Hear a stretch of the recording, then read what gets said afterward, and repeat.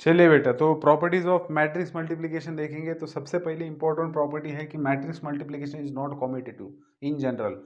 मतलब अगर दो मैट्रिक्स का मल्टीप्लिकेशन ए बी है तो ये इक्वल नहीं रहेगा बी ए से इन जनरल। ठीक है, इन जनरल बात हो रही है।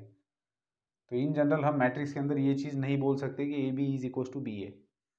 तो A B is not equal to B ए।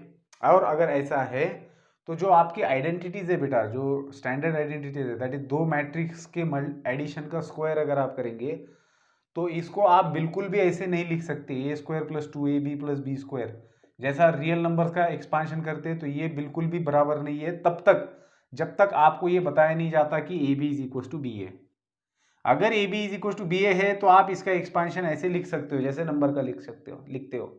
लेकिन अगर आपको ये पता नहीं है कि ए बी और बी ए इक्वल है या नहीं तो आप इसको सिंपली ऐसे लिखेंगे कि ए प्लस बी का whole square is nothing but what A plus B into A plus B. और फिर आप हर एक नंबर से मल्टीप्लाई करेंगे तो A into A plus A into B plus B into A plus B into B. और दो सेम मैट्रिक्स का मल्टीप्लिकेशन आप ए स्क्वायर ऐसे लिख सकते हो। ए स्क्वायर का मतलब होता है कि matrix A is multiplied by itself plus A B plus B A plus B square. इसका एक्सपांशन ऐसे ही लिखना है। इसके पहले एक और चीज बता दूं कि मैट्रिक्स के अंदर कॉम्यूटेटिव प्रॉपर्टी तो होल्ड नहीं होती लेकिन एसोसिएशन होल्ड होता है। एसोसिएटिव प्रॉपर्टी होल्ड होती है।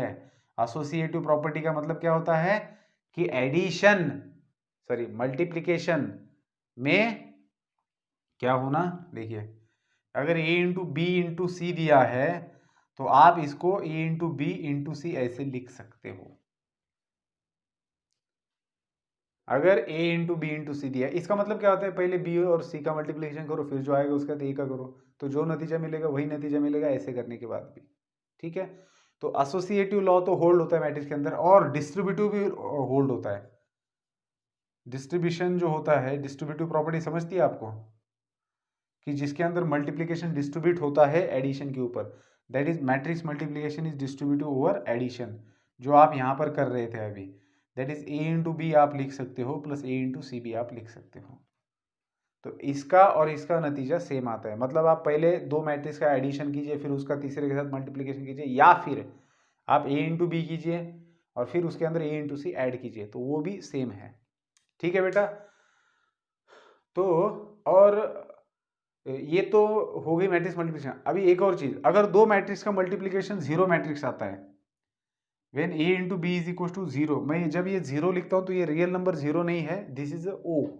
Okay, I am writing A B is equal to o and o is denoted, o is notation for zero matrix जिसके सारे एलिमेंट जीरो होते हैं।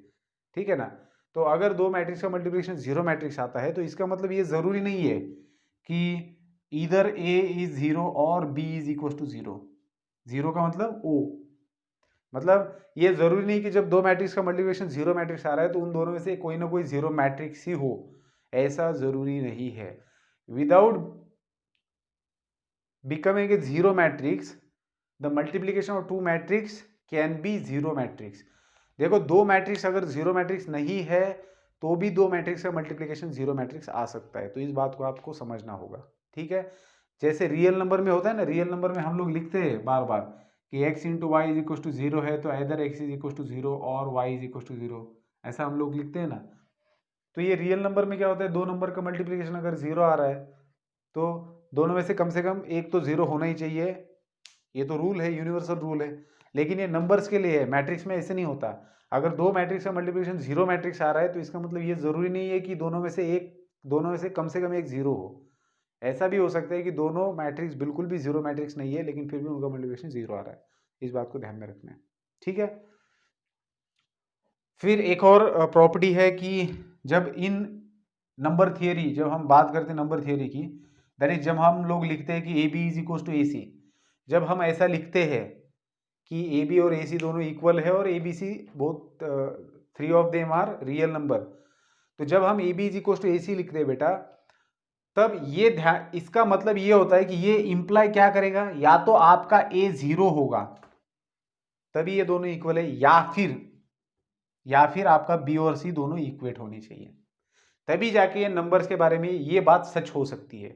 अब ऐसा क्यों कहा गया है, क्योंकि ऊपर देखिए क्या इक्वेशन के अंदर क्या बोला गया है। ऊपर के इक्वेशन में ये बोला जा रहा है कि ए और ए तो सेम नंबर है, लेकिन उनको दो अलग अलग नंबर से मल्टीप्लाई किया जा रहा है। मतलब सेम नंबर को अलग अलग नंबर से मल्टीप्लाई करेंगे तो इक्वल कैसे होगा। जैसे आप समझ सकते हो, मेरे पास 2 इज इक्वल टू 2 है, लेकिन इसका ये कहना है कि अगर आप दोनों को भी अलग अलग नंबर से मल्टीप्लाई करेंगे तो भी ये इक्वल रहेगा।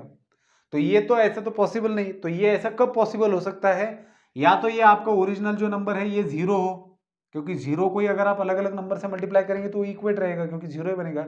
या फिर दूसरी नतीजा क्या हो सकता है कि ये दोनों अलग अलग ना होकर एक ही है। तो ये मैथ्स में लिखने का तरीका होता है कि अगर आप A B is equal to A C लिख रहे हो तो इसका मतलब ये है कि या तो आपका ये जीरो होना चाहिए या फिर बी और सी इक्वल होने चाहिए। लेकिन मैट्रिक्स में ऐसे नहीं है। फिर से मैट्रिक्स की तरफ जाते हैं। देखो नंबर थ्योरी के अंदर के ये जो दो रिजल्ट्स है, ये एक रिजल्ट और ये एक रिजल्ट नंबर थ्योरी के अंदर का जो बताता है हमें, मतलब ये एक रिजल्ट और ये रिजल्ट नंबर थ्योरी का, ये दो रिजल्ट जो नंबर थ्योरी में बताते हैं वो मैट्रिक्स में बिल्कुल भी होल्ड नहीं करते। मतलब हो सकता है लेकिन कंपलसरी नहीं होल्ड करते, किसी एक्सेप्शनल सिचुएशन में हो सकता है, लेकिन इन जनरल ऐसे ही हो ऐसा जरूरी नहीं है।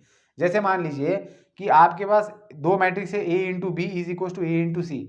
अगर मैं इन दोनों के इक्वल बोल रहा हूं तो इसका कोई मतलब नहीं कि ये या तो जीरो मैट्रिक्स हो या दोनों, या फिर ये दोनों इक्वल हो, ऐसा कोई जरूरी नहीं है।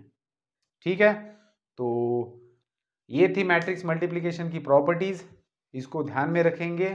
ठीक है, अब बेटा जो एक्सरसाइज मैं बताने जा रहा हूँ उस एक्सरसाइज के अब नेक्स्ट वीडियो में हम लोग एक्सरसाइज के अंदर के एग्जाम्पल डिस्कस करते हैं। ठीक है, गुड बाय।